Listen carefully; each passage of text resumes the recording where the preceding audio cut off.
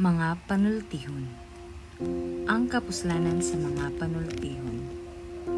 Mao kini ang mga panultihon ni Solomon nga anak ni David ug hari sa Israel.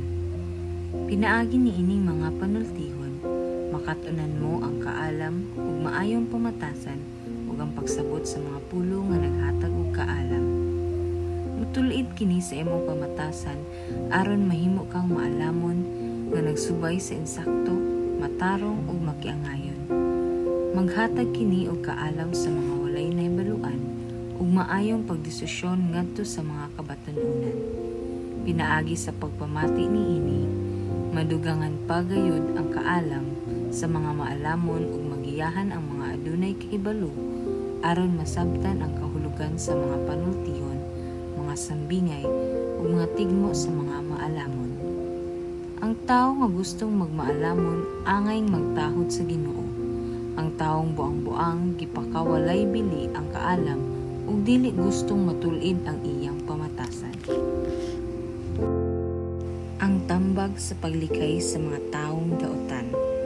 Anak, pamatiya ang pagtulid sa imong ginikanan sa imong pamatasan. Tungod kay kini makapasidungog kanimo sama sa korona ug makapaanyag sama sa kwintas. Anak, ayaw pagpadala sa pagpangdani sa mga tawo makasasala. Umuuban kanila kung moingon sila. Dali, uban ka namo. Mga tang kitag tawog atong patyon bisag walay sala.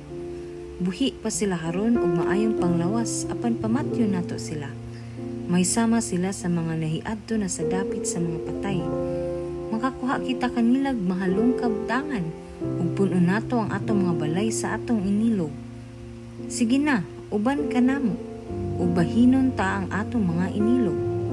Anak, ayaw gayud pag-uban kanila, likayi sila. Kay sayon ra nila ang pagpakasala o pagpatayog tao. Kawang lang ang pagbutang og litag kun ang langgam nga dapunon nagtan-aw. Nasayod ang langgam nga litagon siya, apan kining mga daotan wala masayod nga sila mismo ang mabiktima sa ilang binuhatan. Mga tang silag patyonon apan sila'y pagapatyon. Mao kanay dangatan sa mga taong muangkon og kabtangan sa daotang paagi. Maura kanay ilang kamatayan. Ang resulta sa pagsalikway sa kaalam. Ang kaalam sama sa tao nga nagwali sa kadalanan, mga plaza, mga merkado, ug sa mga pultahan sa mga lungsod. Niingon siya, kamong mga walay kahibalo, hangtod kanus kamong magpabiling ingon ni ana. Kamong mga bugal-bugalon, hangtod kanus aninyo ikalipay ang pagbugal-bugal. Kamong mga buang-buang, hangtod kanus kamo magdumili sa kaalam. Pamatiya ang akong pagbadlong. Ipadayag ko kaninyo ang akong hunahuna. Ipadayag ko ang buot kong isulti batok kaninyo. Tungod kay wala ka mo manumbaling sa akong pagtawag nga moduol ka nako, ug tungod kay kipakawalay bilin ninyo ang tanan kong mga tambag ug pagbadlong, katawan ko kamo kung maabot kaninyo ang katalagman nga daw sa buhawi. Biay-biayon ko kamo kung maabot kaninyo ang daw sa bagyo nga kalisdanan ug ang makalilisa nga mga pangitabo. Unya manawag kamo kanako, apan dili ko kamo panumbalingon. Mangita kamo kanako, apan dili ninyo ako makitaan. Tungod kay dili kamo magpatudlo ug wala kamoy pagtahod sa Ginoo. Gipakawalay bilin ninyo ang akong mga tambag ug gipakadaotan ang akong pagbadlong. Busa anihon ninyo ang bunga sa inyong binuhatan ug sa inyong mga daotang plano.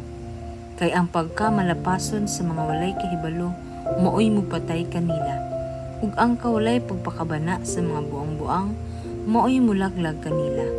Apan ang namati kanako, magkinabuhi nga luwas sa katalagman.